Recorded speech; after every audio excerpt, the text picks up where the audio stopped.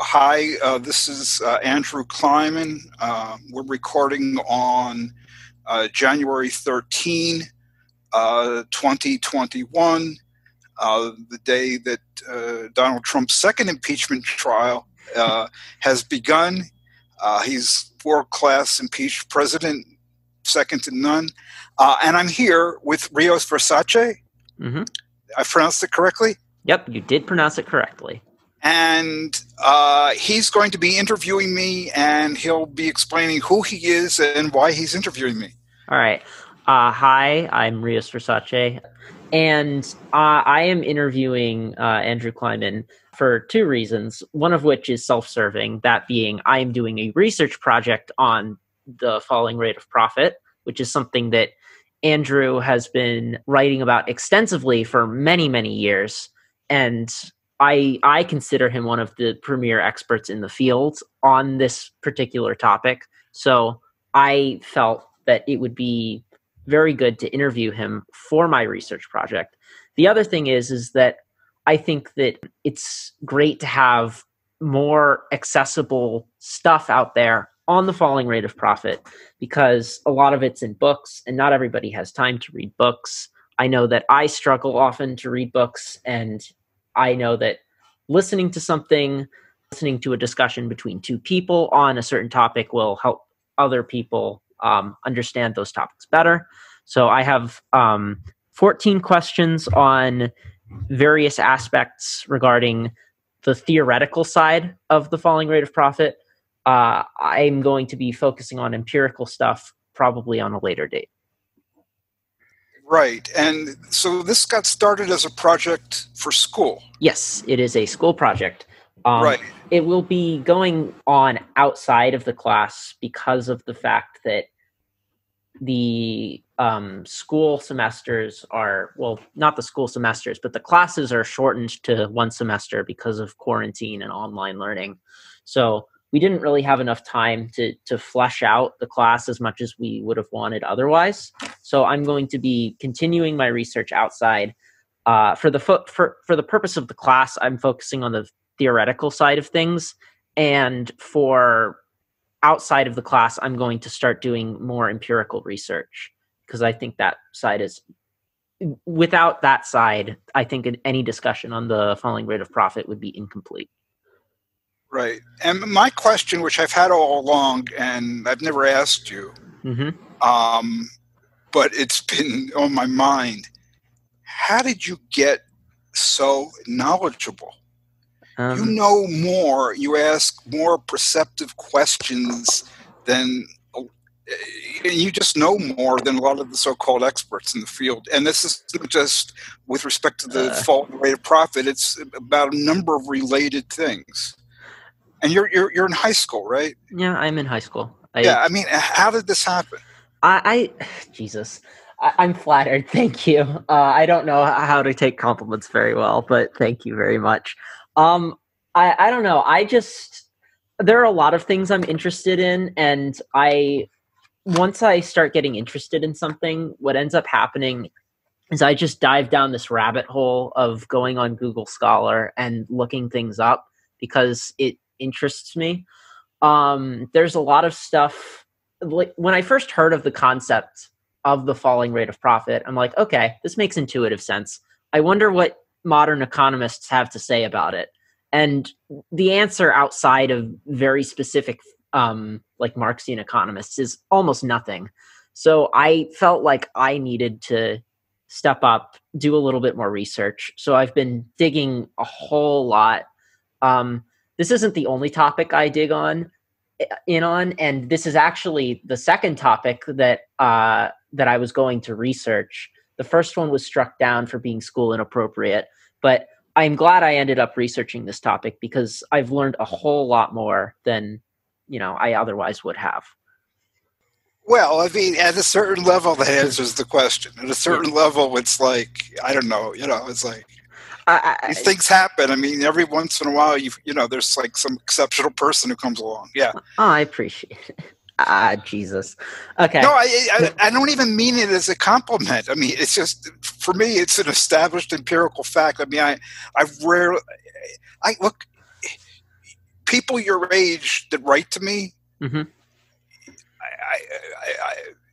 This is like, and I get that a lot, and it's just, it's nothing like this, and really, you really demonstrate a degree of command of facility with the concepts that is actually even rare among so-called experts. I think that if I am going to toot my own horn a little bit, I think the reason that I get a little bit so knowledgeable, I guess, is because I really hardcore question myself. I am constantly in fear that I am getting everything wrong. So whenever I read something, the first thing I do is go search for like a counterexample so that I can like really try to understand what everybody is saying and then come to a more full picture in the end.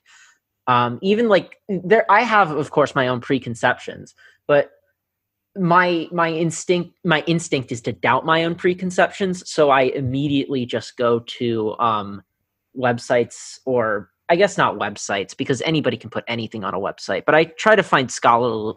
And they do. Yeah, they really do put anything on websites. But oh god, I've watched so many awful YouTube videos on just so many of these concepts. But regardless, I don't know. I immediately just go searching for scholarly research that tries to contradict me. I read it. I try to evaluate what it says, if it's a good counter argument to what I think already. And, I just kind of go from there, I suppose. That's extremely interesting. So there is a methodology here. Mm-hmm. It just didn't happen. It's not just like some, like work of genius, although it might be that as well. But there's methodology, and it's interesting because your methodology is like really similar to my methodology. I don't know that I doubt everything, but yeah, any criticism, any new fact calls everything into question, and you got to work it through. Yeah, I mean, I just uniquely doubt myself because that's the kind of person I am. I am not very confident in my own abilities most of the time. But well, that's interesting because that's the thing about people who don't know. That's the Dunning-Kruger effect. The mm-hmm. Dunning-Kruger yes, effect. Yeah. So this is like the anti-Dunning-Kruger effect, right? Yeah. Gosh. Thank you. Yeah. Do you have any other questions for me before we? No. That's good enough. Yeah, let's get started. All right, let's just get started on some questions. So, question 1, I have: Marx's work has its foundations in the law of value, part of which is the idea that the value of a commodity is determined by the socially necessary labor time embodied within this commodity. Do you see the law of value as being merely an interpretive framework or as a concrete scientific law? To clarify, an interpretive framework would be similar to a lens of analysis used in interpreting a text, whereas scientific laws would be more akin to the law of gravity. Is the law of value merely a framework of analysis that one could forego, or is it fundamental to understanding economics in general? Well, I think it's fundamental to understanding capitalism, and it is intended as a law. It's intended to account for phenomena, and I think there are a number of phenomena that you can perhaps account for in a different way, but perhaps not as efficiently. There are a number of phenomena that can be accounted for more efficiently that this can also account for. But in any case, you're just describing the same thing differently. I mean, for instance, like my favorite example is prices of computers, in terms of, per unit of computing power. I mean, that's come down 99.999%, from when they started to track this. Well, what explains that? Well, it's has to do with the production and the increase in productivity in information technology production.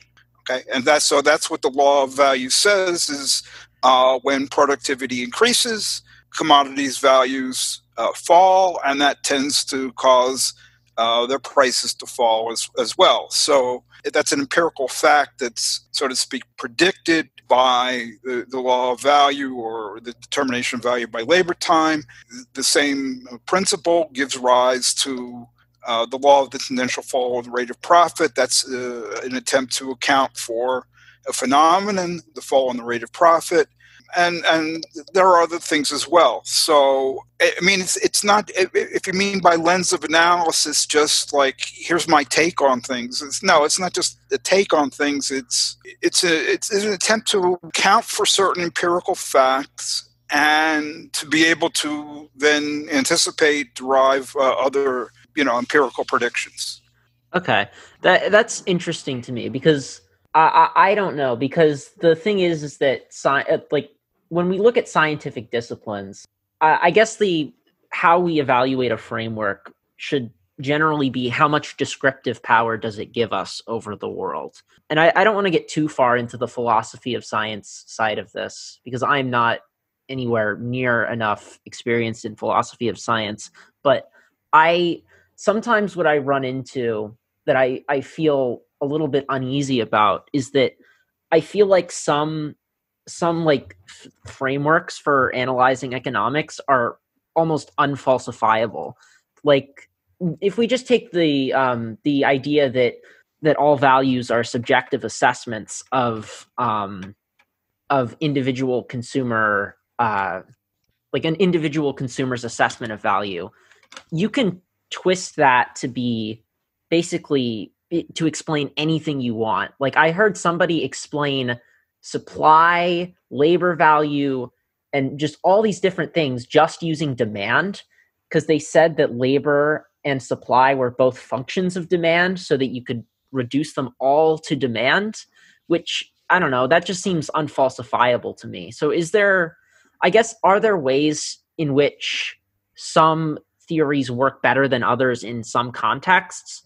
Or is there like one universal theory that you think is best? I don't know about a universal theory of anything. I mean, they haven't even achieved that in physics. But first of all, with respect to, you said descriptive and then you said falsifiable. I mean, there's a distinction that's typically made between description and prediction. And economic theory in general is not intended to be descriptively rich or even descriptively accurate. And I'm talking about, in particular, neoclassical mainstream economics. I mean, they have totally abandoned any pretense of describing. For instance, when they have a theory of consumer choice, they don't actually think that consumers do what theory says that the consumers do.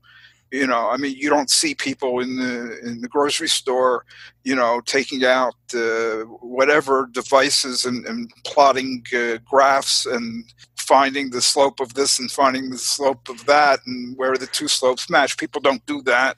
So the idea is that the agents are acting as if this is what they do. So the task of description is kind of foreign to most economics. But yeah, I agree with you. I'm very wary of claims that are unfalsifiable in principle. And I mean, there is a sense in which Austrian economists in particular, also some neoclassical economists, have tried to reduce everything to, maybe not demand, but to reduce everything to subjective utility in the end. Among the neoclassical economists, they would say that what they're trying to do is to establish a predictive framework. Much more than, let's say, the Austrians. Neoclassical economists, what was the mainstream, pretty much still is, they hang their hat on falsifiable predictions. Not that their predictions are not falsified continually, they are, but that's what they understand themselves to be doing. So I think you're going to be getting that kind of argument mostly from people who are not actually professional practicing economists. Gotcha. I just one small follow-up question to this follow-up question. Is behavioral economics part of the neoclassical tradition? Because when you said, trying to describe how consumers actually make choices, the thing that sprung to my head was, isn't that what behavioral economics does?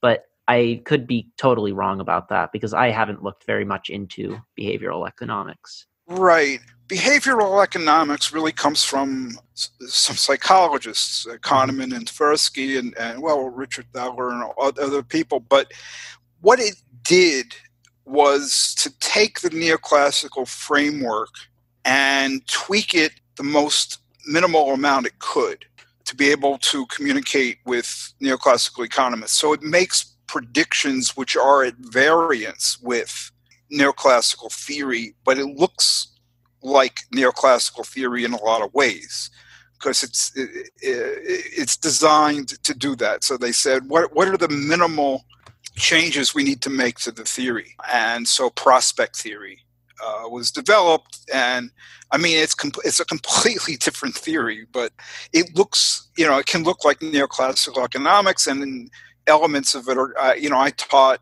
microeconomics, and elements of this are taught in microeconomics pretty much as a rule nowadays. Yeah, but in terms of the predictions it makes, you establish pretty clearly multiple cases in which neoclassical economics predicts one thing, behavioral economics, prospect theory predicts something else.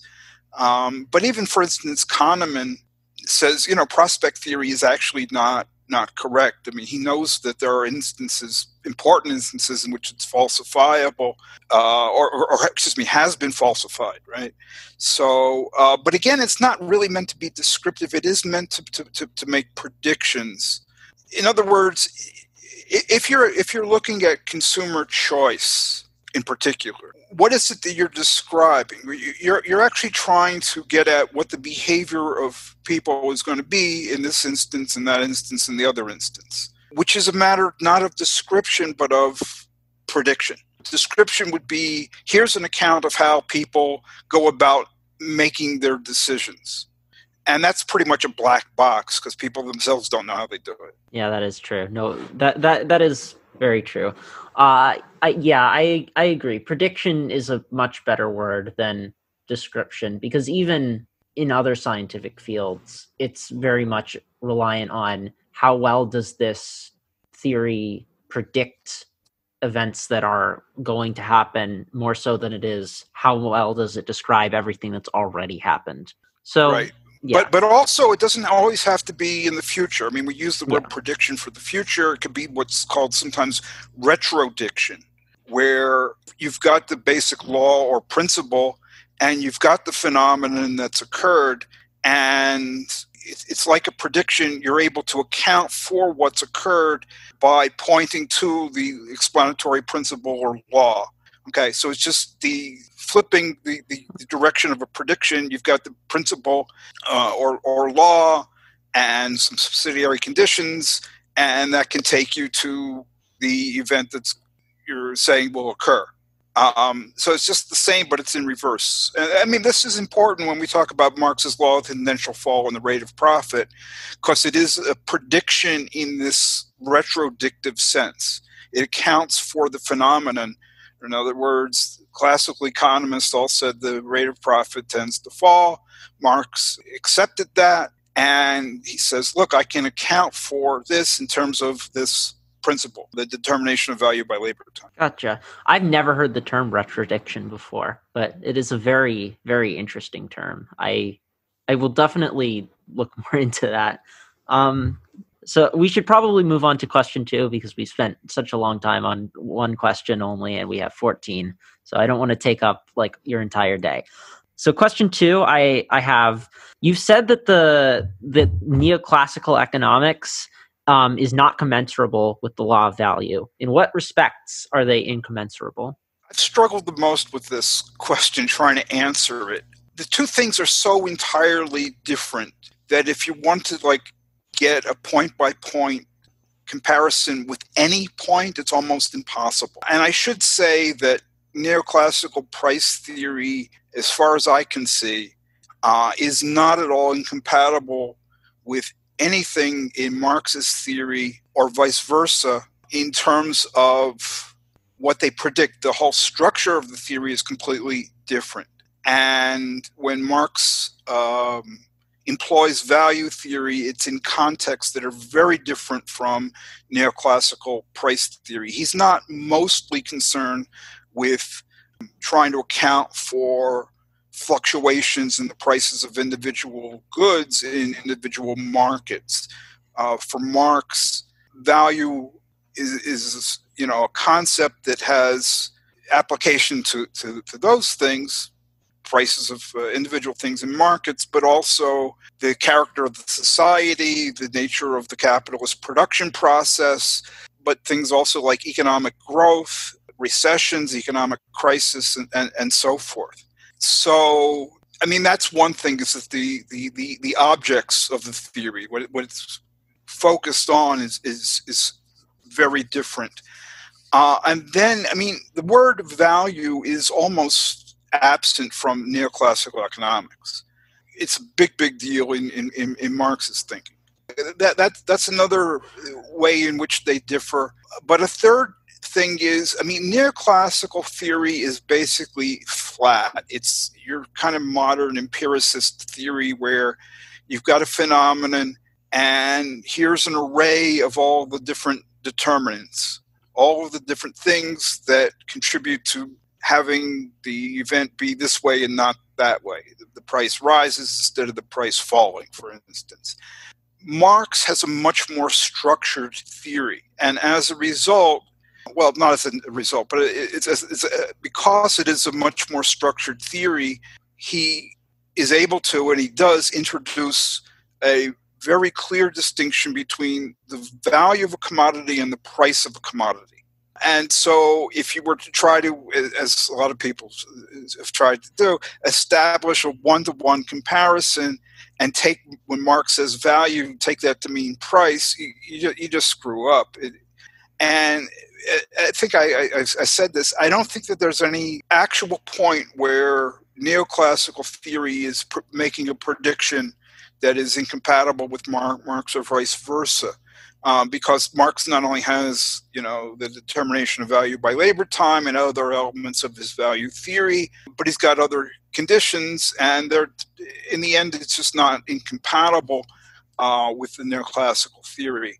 To me, the biggest instance of incommensurability has to do with Marx says that the magnitude of a commodity's value is determined by the amount of labor currently required to produce new items of the same kind, needed to reproduce it. And so you say, what gives the thing its value? Well, it's the amount of labor that goes into it. You ask the same kind of question of neoclassical theory, and there is no answer. It's not even a question asked. So, Marx says that value arises in production. Where does neoclassical theory say value arises in? Well, the idea just of value arising somewhere is just not even a part of the theory. All right. I think that answers the question.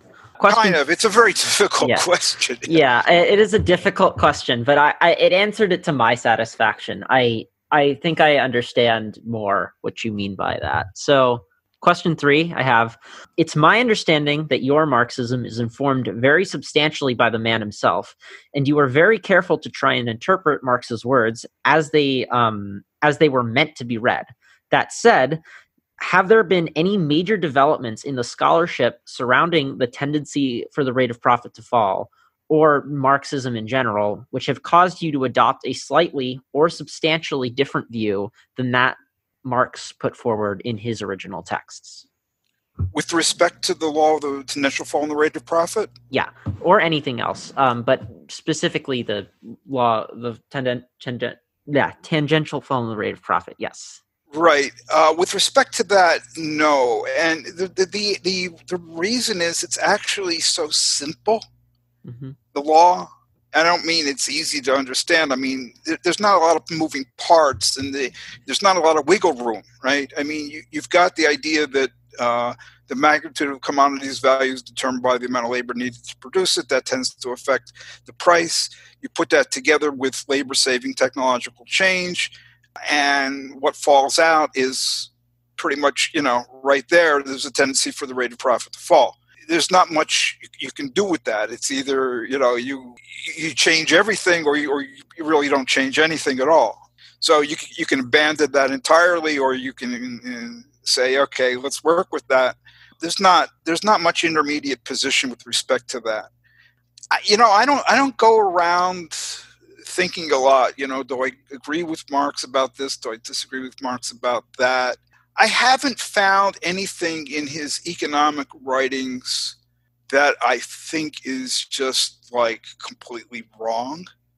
And I don't think that, I've come across any criticism that I really think holds water in terms of him having gotten something wrong.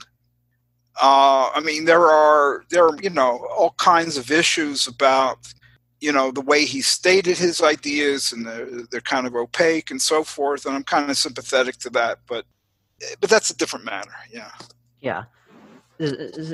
So you think that, like, essentially he got his stuff right. It's just that he may not have always explained it the best. Is that what you're trying to say?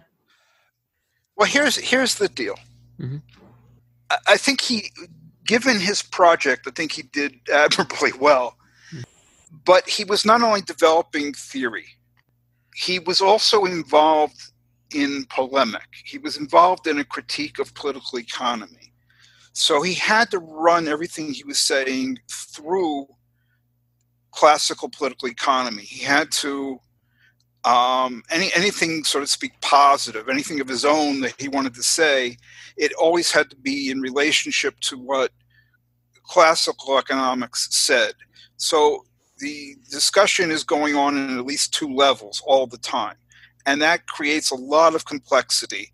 And it's really very different from, let's say, neoclassical economics, when you're teaching it and it's in a textbook, or you're learning it and it's in a textbook. It's all very straightforward, and here's what you can learn in a half an hour and so forth.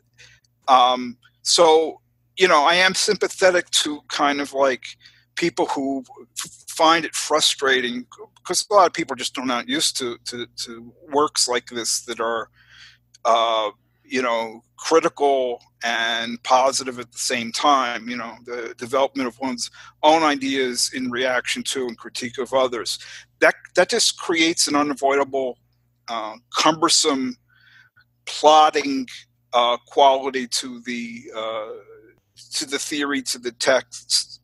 I know, like, I've taught Marx's Capital, and every question I go, well, we're going to get to that in chapter this. Oh, we're going to get to that. No, we'll get to that in volume 3. Yeah, it's like people want, like, simple, not necessarily easy, but not cumbersome explanations with a lot of intermediate links. They want it all straight up, and that just Marxist Capital is just not straight up. I agree with that. It is quite the impenetrable text. Especially seeing part of that is because it's translated from a different language entirely, but I'm sure also part of that is, as you mentioned, the dialectical nature of it, where it's it's like a back and forth of ideas, or him trying to establish his ideas with respect to ideas that already exist. But yeah. Right, and the dialectical thing is also something that a lot of people are just not familiar with. I said, like, neoclassical economics is very flat. You have a whole bunch of determinants, and they're all put out there without any structure. Marx is very much in the opposite tradition of, taking one principle and clarifying it, and then seeing how it is modified by other circumstances and so forth. And that gives the text a depth, a structure that, like, neoclassical theory doesn't have. And that's got advantages, but it's got disadvantages as well, especially for people who are just not used to it and, want everything flat and straight up, tell me what you say about this and tell me what you say about that and tell me what you say about the other. Yeah. Okay, that makes sense. Are you ready to move on to another question? Sure. You seem kind of reluctant. No, I'm fine. Okay, you're just like, ho hum, sure. I don't know. No, it's okay. Okay, so the fourth question I have is, so a lot of times when I first started learning about Marx, what people said was that he believed in the labor theory of value, but he called his theory of value the law of value. So is there a meaningful distinction to be made between the labor theory of value and the law of value? I'll tell you, as much as possible, I try to avoid both terms. All right.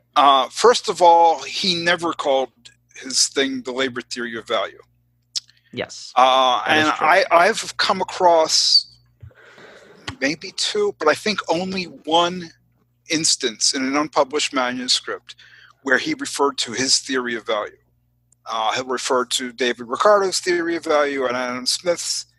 But Marx's view was that, the concept of value has always been the same, that there is one concept of value. And I think the whole idea of there being a labor theory of value comes in, gains currency within Austrian economics after Marx's writing. And they go, okay, well, here's the objective theory of value. We've got a subjective theory of value. And I think probably what Marx would have said, because he said something similar about similar attempts, he would just regard it, I think, as what the Austrians were doing as just a repudiation of the concept of value that everybody had. And in fact, it's not just theorists have it, people have it in daily life. So, they're changing the word to mean something different. Or at least not abiding by the full implications of the word. So, I mean, that's one issue. Talking about a labor theory of value is also very dangerous because a lot of people take it to mean a price theory, that, in other words, a labor theory of price, meaning that the price that a commodity sells for is exclusively determined by the amount of labor needed to produce it. And Marx didn't think that was true at all. David Ricardo didn't think that was true at all, and so forth. So that's a problem there. Law of value also, I'll use that term somewhat more. The problem there is, I mean, that's a Marx term. Nobody else except Marx or people writing, with reference to Marx uses the term law of value. The problem is Marx uses the term law of value in multiple ways to mean different things. There's this law of value and that law of value. So when I have to be really clear, I'll say things like the determination of value by labor time, right? These are all words, right? Yeah, to describe the same underlying phenomena. Yeah, the principle. I mean, the theoretical principle, whatever it might be. Yeah. Gotcha. That is something you mentioned there. The whole price being determined by labor time as opposed to value being determined by labor time is something that a lot of people misunderstand when they're talking about Marx that I've seen, and it's like the second most prevalent misunderstanding behind if you spend an hour making a mud pie, then your mud pie is worth an hour's worth of labor and can sell in the market. Mud pie. Das mud pies, exactly. My co-host in the podcast series we do, Brendan Cooney, he's made that famous. Das mud pie. Right. Oh, wait, I mean, obviously, if there's no demand for something, it doesn't have utility or use value, so it doesn't have value. That's very clear in Marx, and yeah, that's a bit of nuttiness. And yeah, so second most prevalent is to think that it's a flat theory that when they say value, they mean price. Well, no, they don't mean price.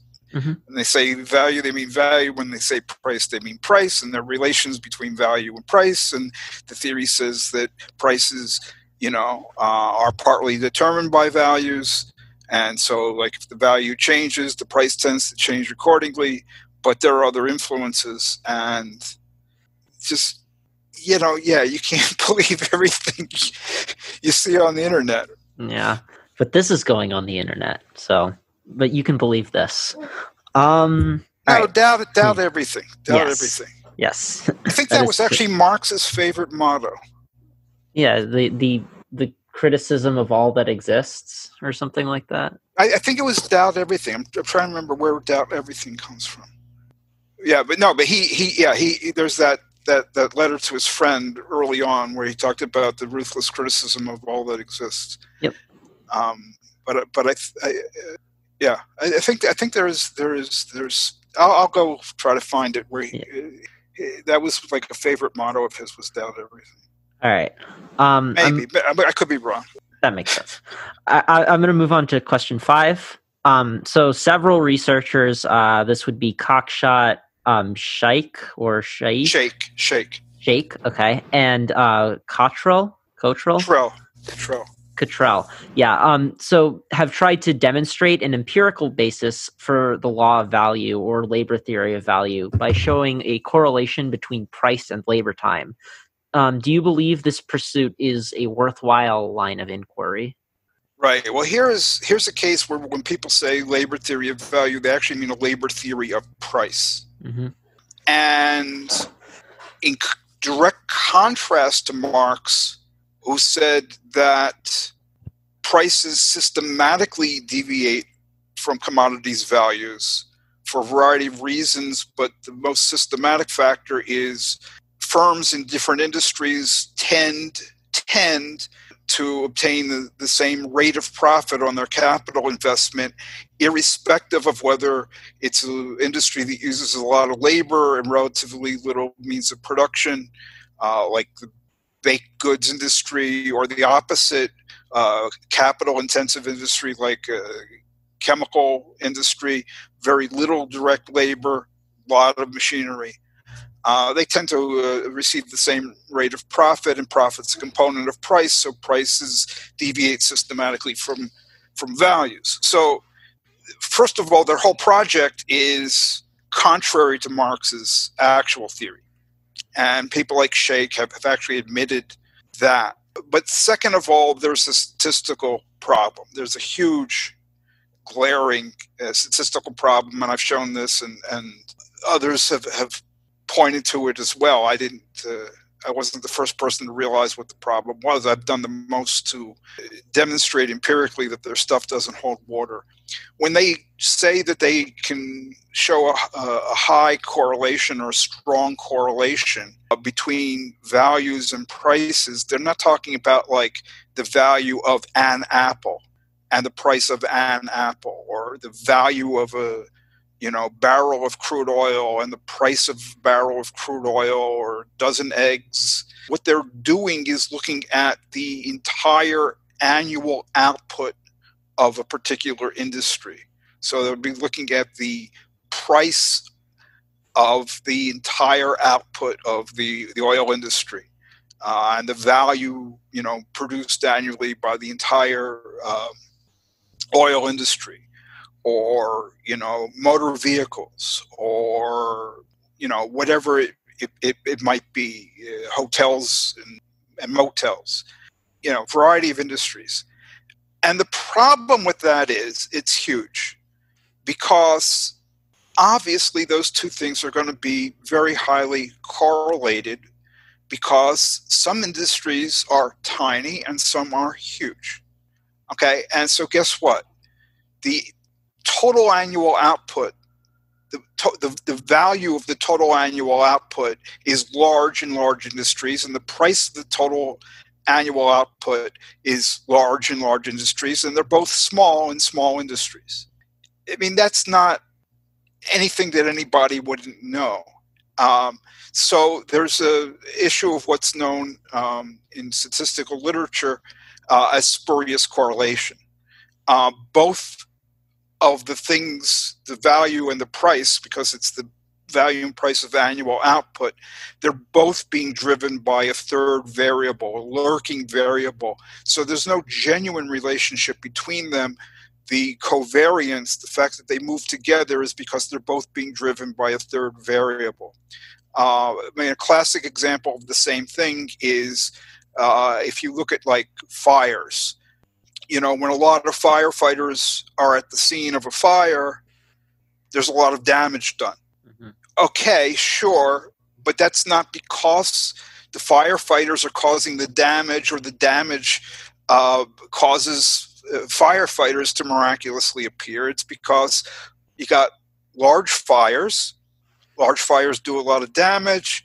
They induce a lot of firefighters to come to the scene. Small fires don't do much damage, and you don't get many firefighters at the scene. So again, that's a classic instance of spurious correlation, which again has to do with size having an influence on these two other variables. And I wrote a parody of Cockshot and Cottrell and Shake and all of those people a decade ago, and where they talk about the labor theory of value. I came up with the Christianity theory of income. Right, and word for word, I just replaced words, and it was their own stuff with some replacement of words. I said Christianity is the dominant determinant of income. And how was I able to, quote, prove this? I looked at states in the United States, and the total statewide income is large in states with a lot of Christians, and the total statewide income is small in states with not many Christians. So, by the same exact reasoning that they use to say that the value is the main determinant of price, I can equally legitimately, which is to say not legitimately at all, say that Christianity is the dominant determinant of statewide income. The correct thing that one would do is to say, let's look at income per person, income per capita, and the Christians per capita. So you control for the different populations of the states. And I was able to show that when you do that, you don't get this relationship. It's not the case that where a greater percentage of the population is Christian, you have a higher income per person, right? And by the same token, with this value and price correlation, if you control not for population but for the total costs incurred in the industry, once you've controlled for cost, that just removes the alleged correlation between the price and the value. Gotcha. Spurious correlation. The classic example of spurious correlation I always was given was the correlation between shark attacks and ice cream sales on the beach, both of which go up and down at the same time, but both of which are both controlled by temperature, because more people spend time on the beach when it's hot out, which would mean more shark attacks, and it would also mean more ice cream sales because there are more people on the beach. So that's just another example of a spurious correlation. Yeah, they're everywhere. Yeah, and people's brains are not meant, or were not evolved to interpret statistics like that.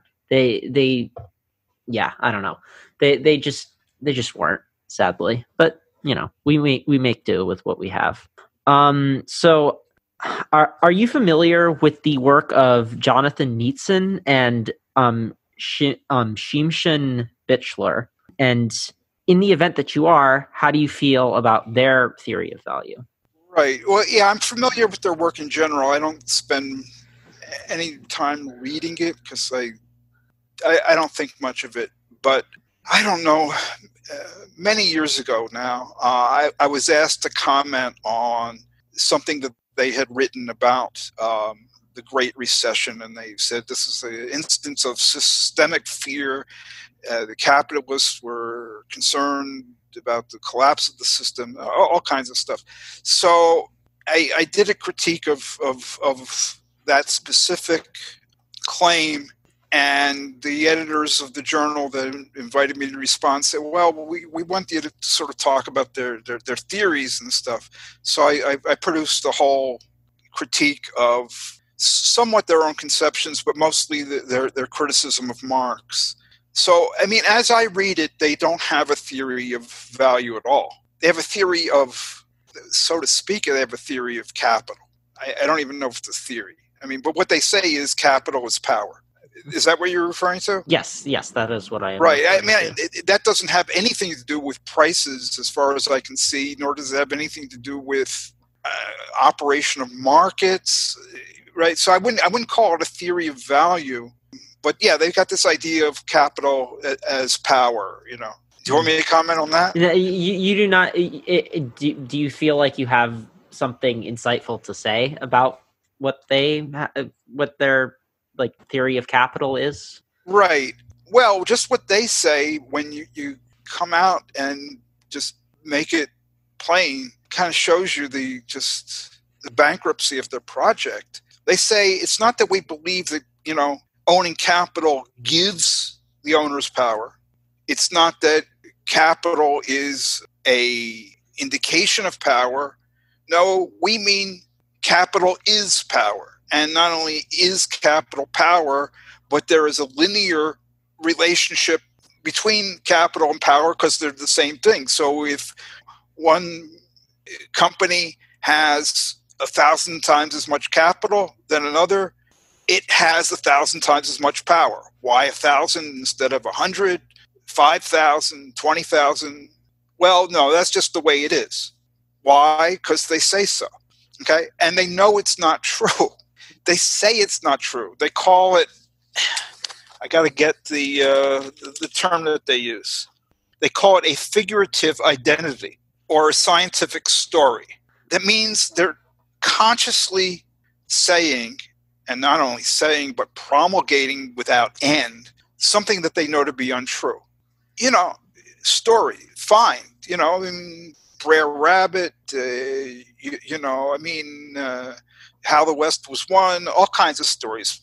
That's aesthetic. You like the story, you don't like the story. But that has nothing really to do with theory that I can see. Gotcha. You seem just kind of flabbergasted by it. Well, you know, I mean, look, I think that this kind of thing, and it's not alone they're doing, but it's the whole milieu of Marxian economists, and although they say they're not, they're working in the same milieu.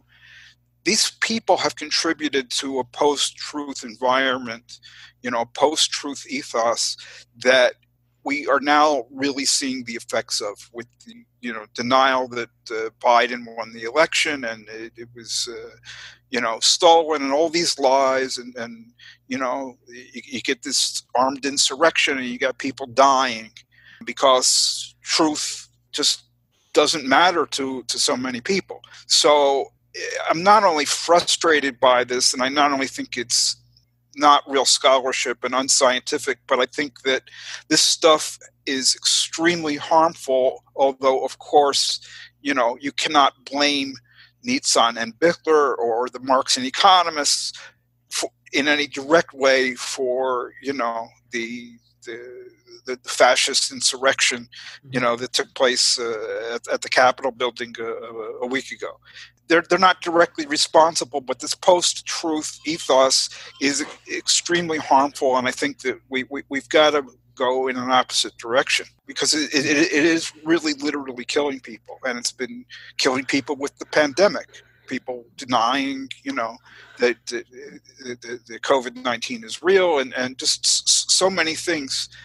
And I mean, we're seeing the manifestations of this on the right, on the far right in particular, but the left has not been immune to post-truth kinds of thinking.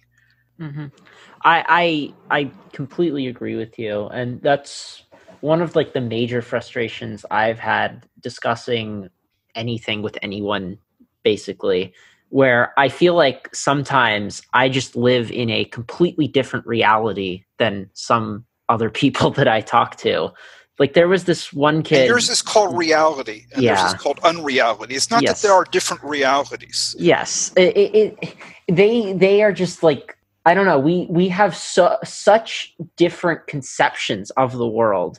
One example I had was that back when I actually went into school physically, there was this one kid who, this huge Mises Institute fan, who constantly said that the U.S. healthcare system was just amazing. But he consistently insisted that the Nazis were socialists.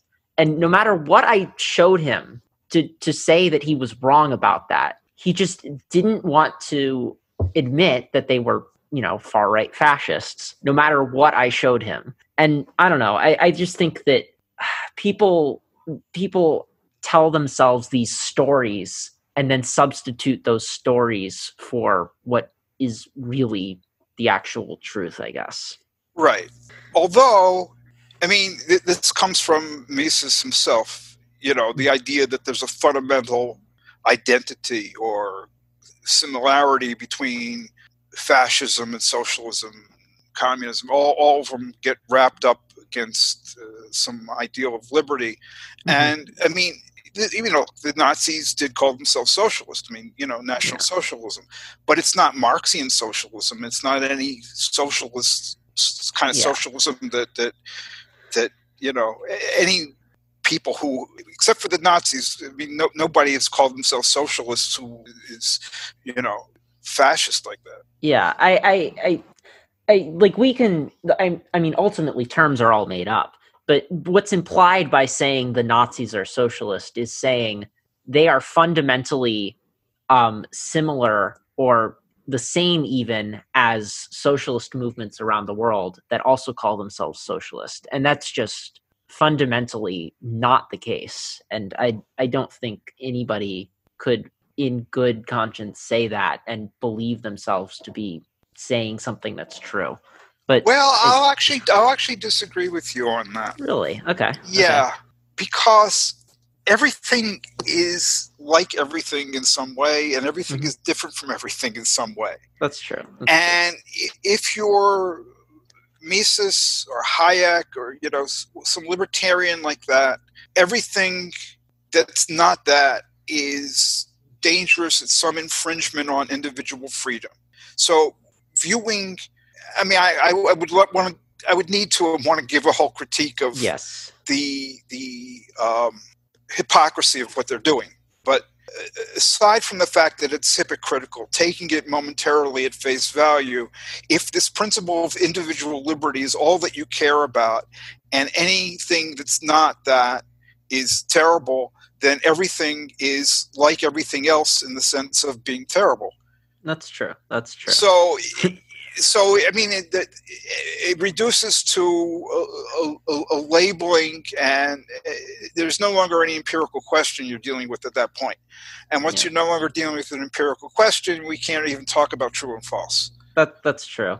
This same person also insisted that either climate change wasn't happening or that we would be able to develop some new miracle technology. So perhaps that's a better example of him just living in unreality. But I digress. Next question I have is, some of your critics have said that your mathematical disproofs of the Acacia Theorem rely on unrealistic assumptions wherein commodities are major inputs to their own production. Do you have anything to say to such criticisms? And we've said it, myself and Alan Freeman. This was a criticism made by Fred Mosley and Dong-Min Ryu. And first of all, in response to them, we produced an example in which the Acacia Theorem is disproven, in which the industries use extremely little of their own products as inputs. So it's just not essential. But the bigger problem is you can't, they do it so they can, but it's just not, it's an affront to logic and reason to dismiss refutation or disproof on the grounds that the assumptions are not realistic. And in response to them, we show philosopher after philosopher. I don't know how many we didn't do a lot of research, but we were able to amass basically everybody writing and saying a single counterexample disproves an alleged theorem once and for all. Okay, if there's a theorem or a general statement and you find any counterexample, that's it for all time. And you don't argue about how typical it is or not. I mean, if somebody says all swans are white and you find a single black swan, it doesn't matter that that's unrealistic and atypical because most swans are white. The claim was not that most swans are white. The claim is all swans are white. The Acacia Theorem says the rate of profit, given profit maximizing behavior, equilibrium, the rate of profit cannot fall for the reasons that Marx's law of tendential fall on the rate of profit says. You show an instance in which it would fall, one example, no matter how atypical, and I think I could produce examples that are not atypical at all, okay, but one example refutes the general claim, in this case, the alleged Acacia Theorem, once and for all, and that's all that needs to be said. And, I don't take this kind of criticism lightly because I don't think it's honest. I think it's an attempt to move us away from claims, attempts to prove and attempts to disprove, which are clear-cut, and move us onto this relativist ground where we're debating models and whose model was better, and there's all this subjectivity and a lot of things. The issue can never be decided because it's relative to so much, and people's variant aims. And so, I resist this because it's an attempt to take something that's actually posed in a clear-cut way, has been disproven in a clear-cut way, and muddy the waters. Mm-hmm. All right, that makes sense.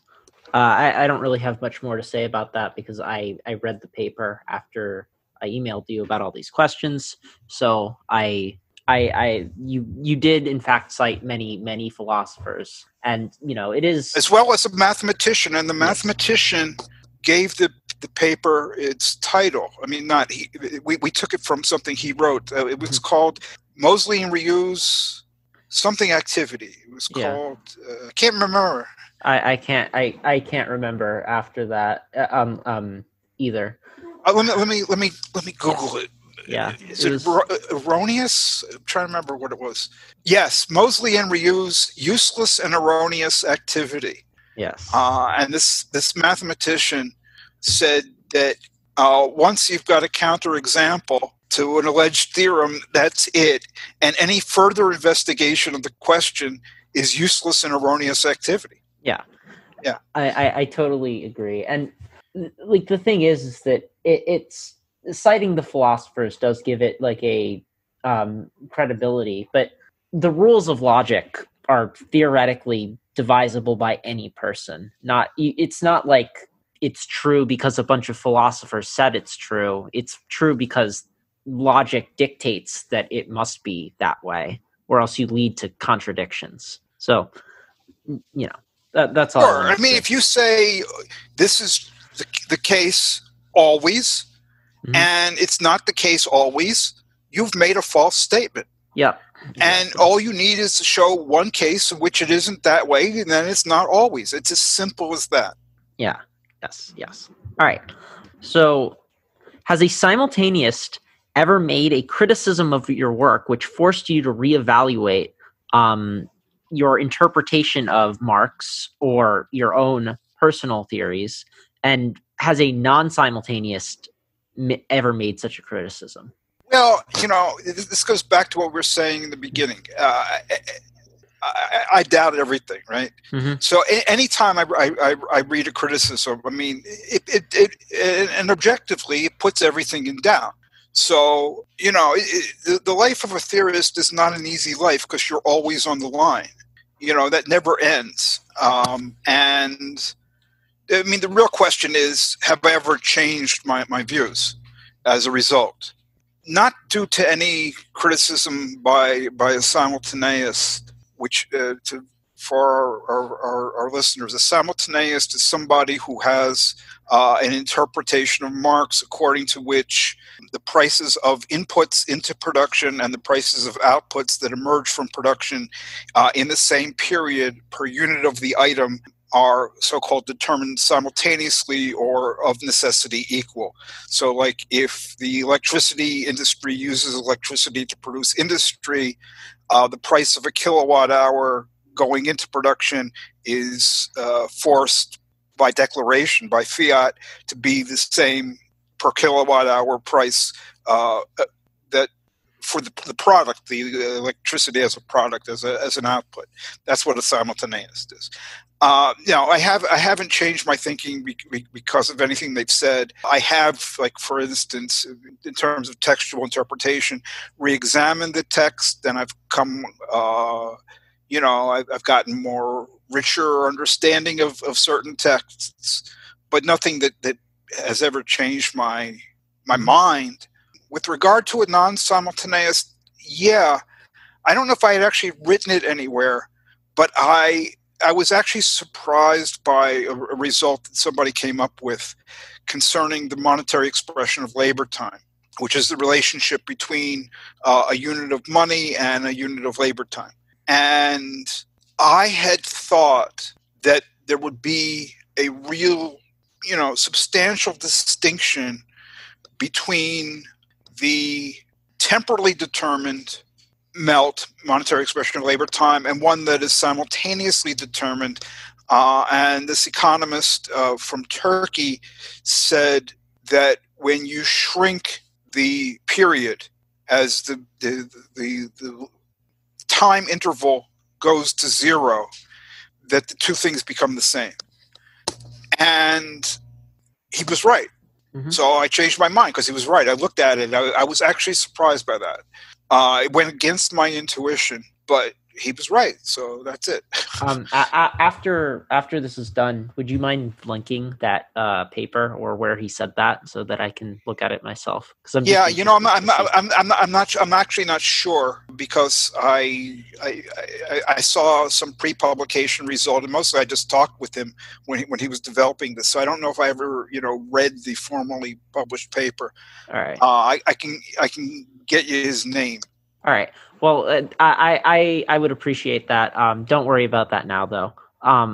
Thank you. That is a very thoughtful answer. Just out of curiosity, this might come across as a provocative question or like an instigatory question, but I promise you it's not. One thing I worry about a lot, and I've worried, and I'm much younger than you are. I'm in high school still. Is that I have committed myself too much to a certain line of thinking, and that even if I'm presented with contrary evidence, I won't believe it because I am just so invested. And you've spent a lot of your life developing these ideas. So do you ever worry that even if you're presented with substantial counter evidence, that you won't be able to change your mind? No, because first of all, most of what I have done is interpretation of texts, and you're not going to find, realistically speaking, much to come along that would change that. And I'm not heavily invested in any factual conclusions, really. Even like, okay, Marx's law of tendential fall in the rate of profit. I mean, what I've said is that with respect to the United States, since World War II, for the period in which there are statistics, the trajectory of the rate of profit fits Marx's law very well, or the law fits the facts very well. And more than that, I'm not willing to say because I don't know what the statistics are for other countries and other periods because they're basically non-existent. All right, that's just something I worry about a lot. So I'm curious what you thought about it. Right, you're worried about this a lot because you're very concerned with frames of lenses. Lenses of analysis. Lenses of analysis, theoretical frameworks, and this idea that they dictate the conclusions to which you come. And that's a relativist notion that your conclusions depend on how you think about things, you know, and I don't accept it. I mean, obviously they can have an influence, but in the end, there are such things as stubbing one's toe, you know, on a rock. You know, reality does intrude. So as long as you're in contact with reality, it is a corrective. All right. I will try to trust that of myself a little bit more in that case. So yeah, the main thing is to be in contact with reality and not to try to dismiss things and explain things away too readily. Gotcha. As long as that's the case, you know, I mean, this kind of, I don't know, postmodernism or perspectivism, it's a kind of a relativist idea that reality in the end does not intrude on the conclusions we reach. It's all a priori ways of thinking. I just don't see that. There are stub toes and there are rocks. Gotcha. So, seeing as you think the Acacia Theorem is invalid, and I think have proved as much, why do you think the Acacia Theorem has persisted in academic Marxism as long as it has?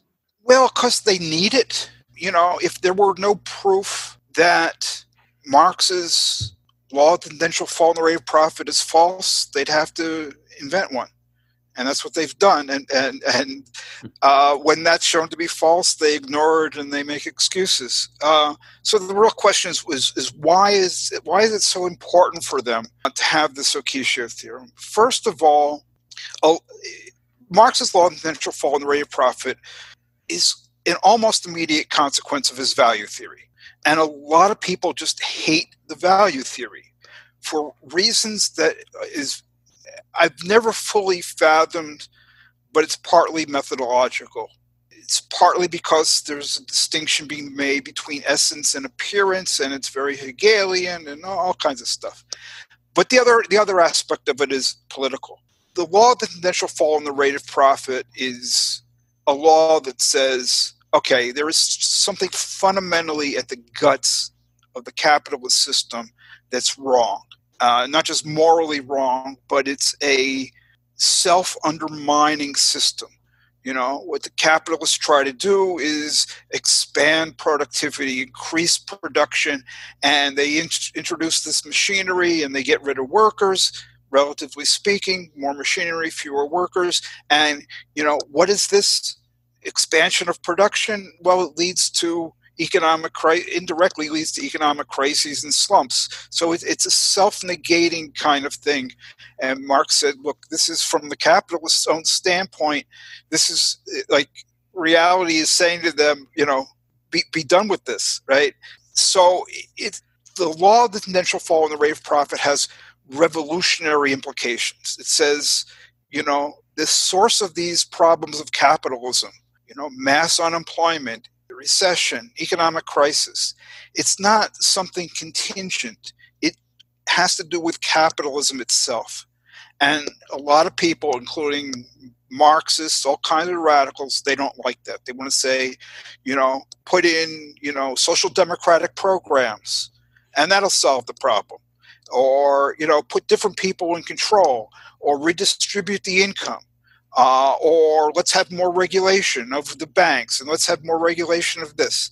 So there's all of these panaceas and nostrums that people want, and they want them also because they're politically more palatable. It's easy for people, you know, to glom onto this. If you're looking to build a following and to become powerful, it's a lot easier to, instead of doing the hard work of pursuing revolutionary politics, it's a lot easier to say, okay, you know, what we need is income redistribution and, you know, Medicare for all and Green New Deal, and that's going to solve all our problems. Well, it's not going to solve all of our problems, but they don't want to hear that. And so the deeper question is, okay, so they don't agree with Marx. But, like, okay, you know, people disagree. Somebody doesn't agree with that theory. They don't agree with that theory. There's no problem there, but why are they out to destroy it? And then we're getting into the real heart of the issue, and the real problem, I think, is not only do they want to disagree with Marx, which is cool. I mean, obviously you want to have legitimate reasons for disagreement, but they want to claim that they are the inheritors of Marx, that they are in the tradition of Marx but doing it better. And the project is really an attempt, always, from all of these people, it's really an attempt to unmake Marx's capital. They want to basically take what he said and erase it and create a blank slate onto which they can write what they want to write, and to call that Marxism. And if they want to call it Marxism, that's also fine with me, but I want to make a distinction. That's their Marxism, but then there's Marx's Marxism, and it's real, and it exists, and it hasn't been proven internally inconsistent, that it's never been proven, so they're entitled to their theories, but Marx is also entitled to his. And the moment I say it, and I say it a lot, that's where they get their backs up. Just this very idea that, there's this dead guy who should be allowed to have a theory or a set of theories, a body of work that is in competition with them. They can't accept that as legitimate. All right. Yeah, that makes sense to me.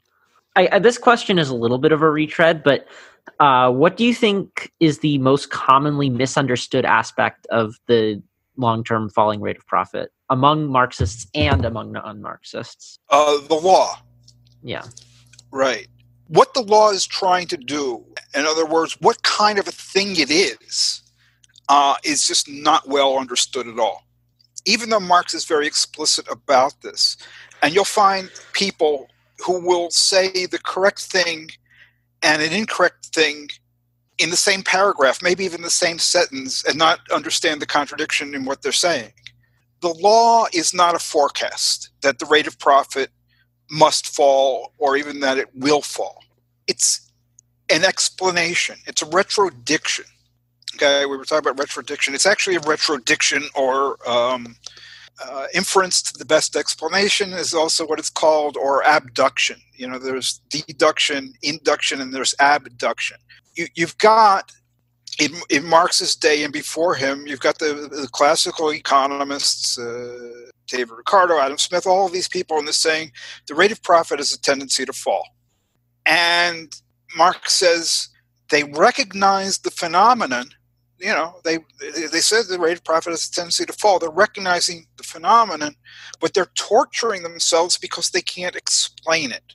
And Marx's law is intended to explain the actual empirical fact, or what Marx and they took to be an actual empirical fact.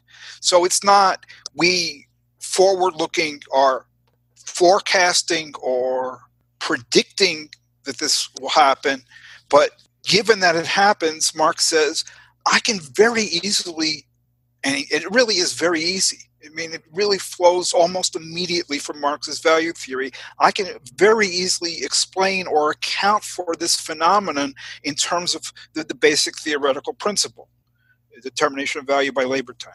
So he says that that's what he's doing.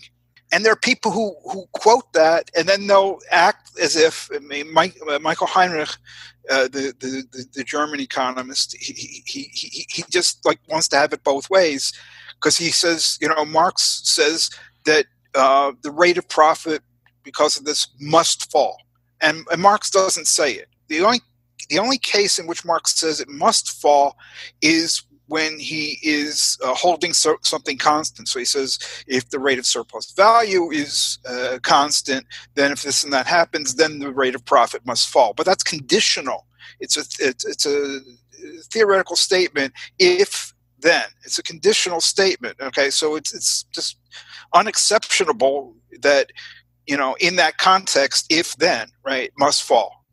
Then, given the if, but in terms of reality, did Marx say that the rate of profit must fall? No. And did he say that it's, this unbroken trend all throughout the whole history of capitalism? No. So the misunderstanding goes very deep, because it's there's a fundamental lack of understanding of what the law is, what it's intended to do. You elaborated a little bit on this in some of your books, in some of your writings. I think that, yeah, it's interesting because in that same chapter that Marx talks about the tendency for the rate of profit to fall, or maybe the following chapter, I don't even remember, but it was very close to where he elucidated upon the point. He talked about counter tendencies to the falling rate of profit. So one would think that if you have tendencies and you have counter tendencies, then it wouldn't always be the case that the rate of profit is falling at all times. But I don't know. I guess. Right. So there are three chapters. First, Marx presents the law of the tendential fall of the rate of profit as such. Then he goes into the counteracting factors, and then he brings it all together in the third of those chapters. First of all, there are counteracting factors or tendencies, which at least leaves open the idea that, at least for some periods of time, the counteracting factors can more than offset the tendency, arresting or, even reversing any falling trend. But the other thing is right there when Marx is talking about all of this, he says that there are internal contradictions in the law, and so what you get is this fall in the rate of profit in terms of a tendency that has continually to be overcome by way of crises, economic crises. So he says very explicitly right there that economic crises are continually overcoming this downward tendency to the rate of profit. So this idea that there's some inevitable trend, such that, okay, there could be fluctuations, but the long-term trend is invariably downward. It's just not there in Marx's text, and it's not possible to deduce from anything he writes a downward trend, because the magnitude of the crises that overcome the tendency of the rate of profit to fall for a period, they can be bigger crises or smaller crises, and that'll have an effect on the actual time trend of the rate of profit. Yep, that makes sense to me. Why do you feel that this misunderstanding of the falling rate of profit is as common as it is? Well, I think among the people who don't like it, it's easy to attack a straw man rather than the actual theory. But on the other hand, there are a lot of fatalists out there. There are a lot of people who want, a forecast, a prediction of doom, that capitalism is just going to, on its own, not through social revolution, but just collapse. They want, I guess it could collapse of many things, but this idea that it's going to collapse because of the fall in the rate of profit is something that a lot of people want to believe as almost like, a necessity. And you don't get that in Marx anywhere, but that's what a lot of people want to believe, and they also want to attribute it to Marx. Why can't they believe it but say he didn't? We're back to the same issue of why not you say this is my idea and he disagreed and he's entitled to his view and I'm entitled to my view. For some reason, people really feel threatened by Marx having, ideas that are still living, still debatable, that are not their ideas. All right. And I think something you said there is pretty true, where if you believe something is inevitable, then that's an excuse for you to not really have to work very hard for it. Yeah, I said they're fatalists, and they didn't think it was going to collapse because of the social revolution. I didn't draw the conclusion that you drew, but the conclusion that you drew is, I think, quite valid. Yeah. This is the last refuge of armchair radicalism. Yeah, that's true. All right. So do you ever worry that academic Marxism has or will become incestuous, in the sense that it will become very self-referential and thus unaccepting of new influence? Not really, because it's riddled with all kinds of attempts to marry this to that, some kind of synthesis, Marxism and post-Keynesianism, and Marxism and, neoclassicism and Marxism and Keynesianism and, Marxism and whatever. I mean, and you get that also outside of economics, Marxism and Freudianism and so forth. So the tendency has always been to, amongst people who they've got some identity issues that they've got to think of themselves as a Marxist, and if the ideas are not there in Marx, they can't say, okay, Marx had his Marxism and I got something different. They got to say, no, this is like the real Marxism. Well, what happens to Marx? He wasn't a real Marxist. I mean, it really is really a question of trying to silence somebody, and not just somebody, a really important thinker. So they don't have that problem. They've never had that problem of only speaking to themselves, at every moment. Even if they speak to themselves, there's all these other outside influences contending, because so many people are influenced by all kinds of things. But I mean, there are problems with academic Marxism in economics and elsewhere. It really is a backwater. You look at Marxian economics, it's a backwater, and it shows no improvement, no advance. And it's not because it's immune to outside influence. It's because it's immune to falsification.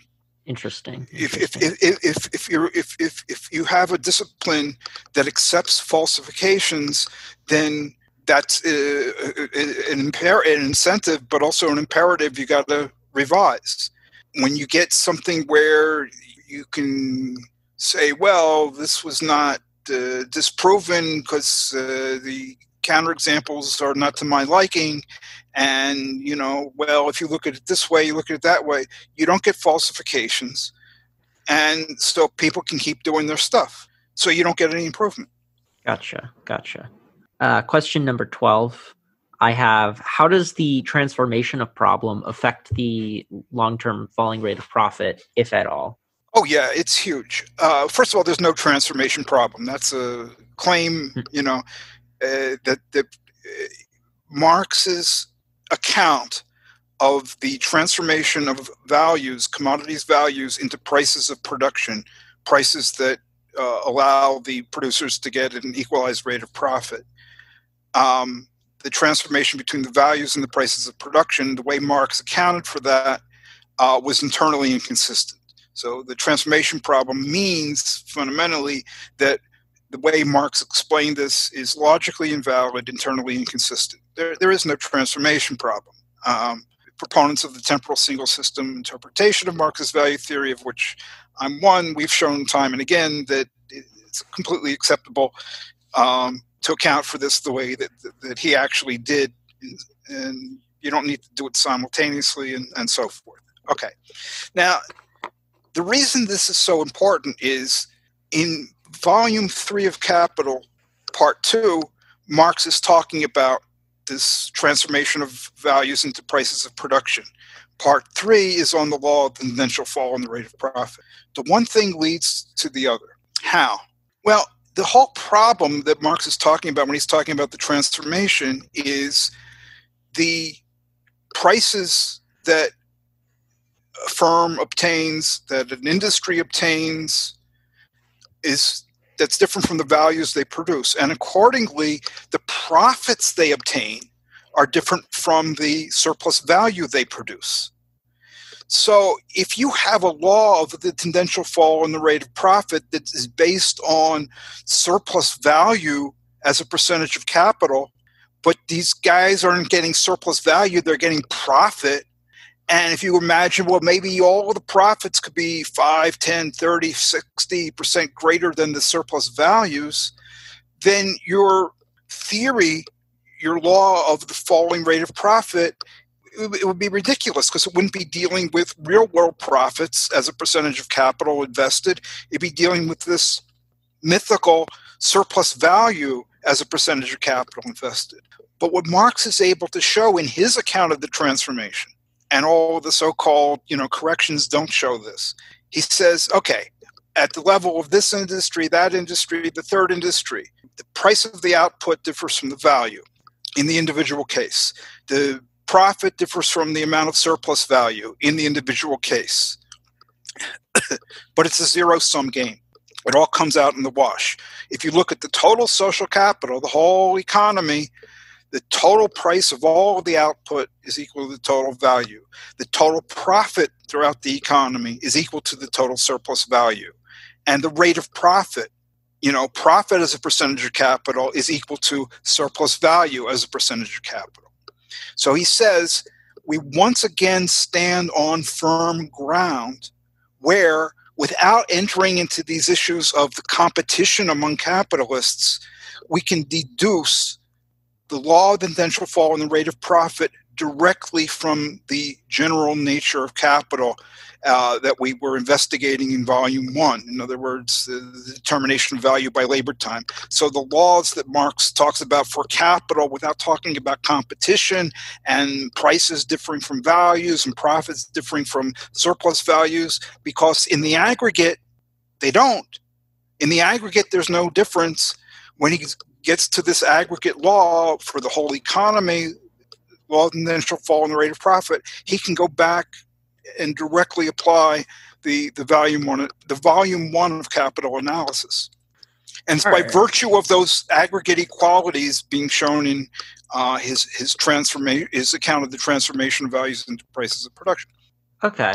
So if I understand this correctly, basically on an individual commodity level, the price is not necessarily reflective of the value. But if you zoom out and look at the economy as a whole, its total output is going to be the same as the value output. Yeah. Okay. The total price of all of the output is equal to the total value. And as a consequence of that, the total profit that they all receive as a whole is equal to the total surplus value that's produced. That Marx shows that is consistent with the equalization of the rate of profit. Question number 13, I have any aspects of neoclassical economics influenced your Marxist thought? If so, in what ways have they done so? Because to my understanding, you learned all the neoclassical stuff in addition to any Marxist stuff that you learned. So, Right. When I interpret Marx, I'm interpreting Marx and I'm trying to interpret him kind of in the context of the time that he's writing to really get it. When I'm doing empirical work, I don't think of am I doing this with a Marxist lens or a neoclassical lens? I don't care about that, but it's not even that. You don't think about such things. You really can't think about such things when you're trying to explain phenomena. A whole bunch of other things are going on in your head. So the way I often say it is, it's so hard to get an explanation of some event that's right that I use all the resources available to me, and it'd be nutty given how hard it is. Even with all the resources that I've got available, it'd be just nutty to throw away some of the resources and make the job even harder. So, I don't know. Obviously, there's certain things about neoclassical economics that have influenced me, but it's more aspects of mainstream economics that are not neoclassical theory. I mean, really, the fundamental core of neoclassical theory beyond profit maximization by firms is this idea of utility maximization by individuals, and it's really unusable.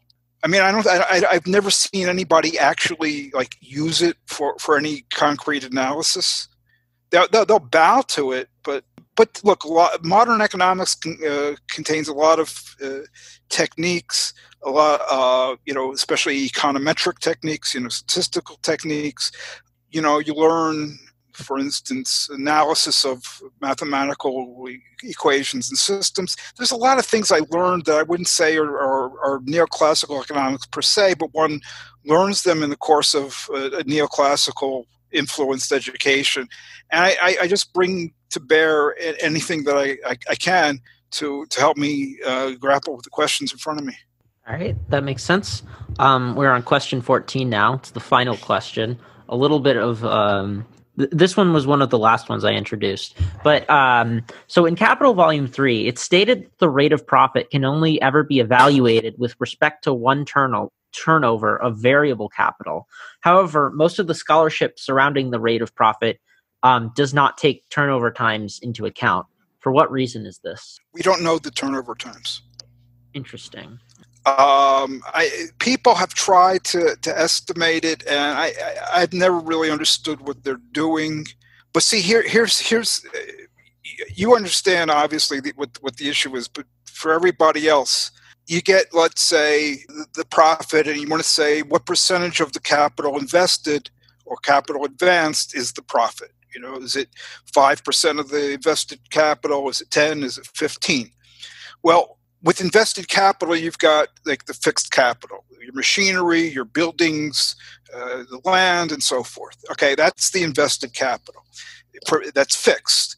But then there's all kinds of raw materials, and also there's the wages of the workers. So there's also expenditures for wages and for raw materials and so forth. How much is being invested for them? Well, it's not the total amount expended in a year. It's not the entirety of the company's wages. It's not the entire expenditure for raw materials during the year. Why not? Because of this issue of turnover. Because you get the firm recouping through sale. They're recouping the expenditures on a more rapid basis.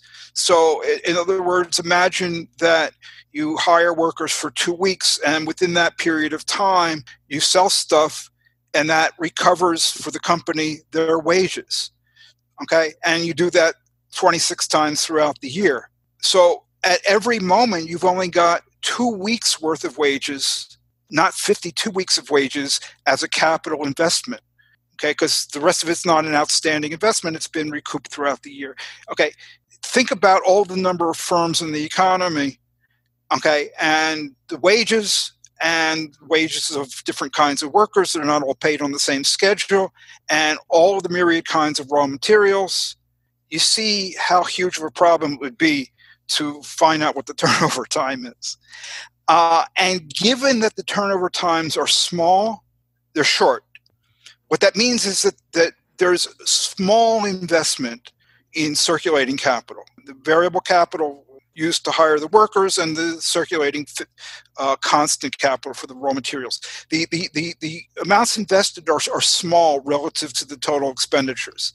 That tends to suggest, it's not definitive by any means, but that tends to suggest that if we had the turnover time information and we were to be able to estimate the capital investment, including the circulating capital, tends to suggest that it wouldn't throw off the results greatly. But that's not definitive, because once you're talking about not levels but changes, even small amounts can throw off rates of change. So the upshot of this for me is I do not think of myself, have never thought of myself as here I'm producing a measure of the true rate of profit. Okay, I'm producing a measure of profit as a percentage of the fixed capital. And I'm comparing that to what other people do, and I'm showing the trend in that. And it is not exactly the theoretical object that Marx was referring to, because I can't measure the object that he was referring to, because, well, one of the main reasons is I don't know what the turnover times are. Gotcha.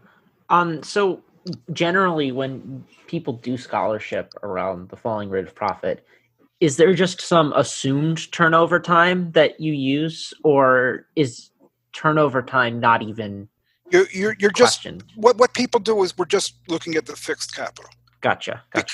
Because, you know, or you could assume, you could really assume any fixed turnover time as long as it, or, you know, set of turnover times as long as they don't change over time. Okay, that's the whole problem, is maybe the turnover times are changing over time, and that could then conceivably alter the results.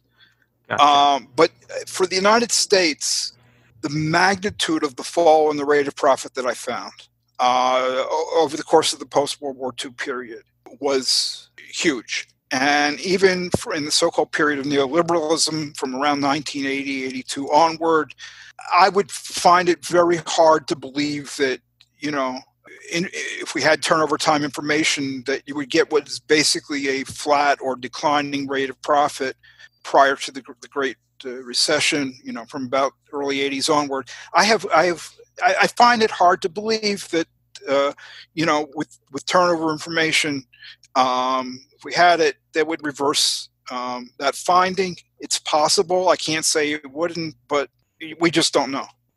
But I find it hard to believe. All right, that makes sense. That's all the questions I had.